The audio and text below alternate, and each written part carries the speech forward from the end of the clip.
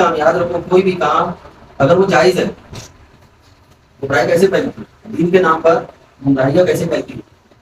کوئی کام اگر جائز ہے، کوئی کام اگر جائز ہے، اس کو مستحب سمجھ لینا، اس کو مستحب سمجھ لینا، صرف جائز کام ہے وہ، اس کو مستحب سمجھ لینا۔ اسی طریقے سے کوئی مستحب کام ہے، اس کو واجب سمجھ لینا، کوئی واجب ہے اس کو فرض سمجھ لینا۔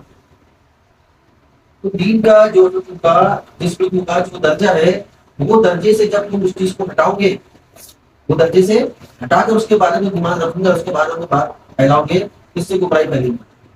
اور یہ سب چیز ہوتا ہے، قرآن کو، اللہ کے کلام کو جب پس پشت ڈالا جاتا ہے، تو یہ سب چیزیں ہوتی ہیں۔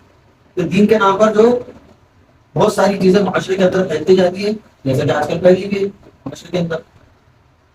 ایک چیز جو ہے، شریعت کے ایک حکم جو تھا، وہ صرف جائز کا درجہ رکھتا تھا، شریعت کا ایک حکم جو صرف جائز کا درجہ رکھتا تھا، اب وہ شریعت کے اس ایک حکم کو جو جائز کا درجہ رکھتا تھا، اس کو لازم اور ضروری قرار دیا جانے لگا۔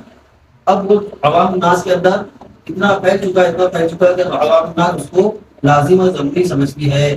بہت سی مثالیں معاشرے کے اندر ایسی۔ تو دین کے اوپر چلنے کے لیے بات ضروری ہے کہ شریعت کے کسی بھی حکم کو اس کا جو درجہ ہے، اس کو اسی درجے پر رکھنا۔ اب مثال کے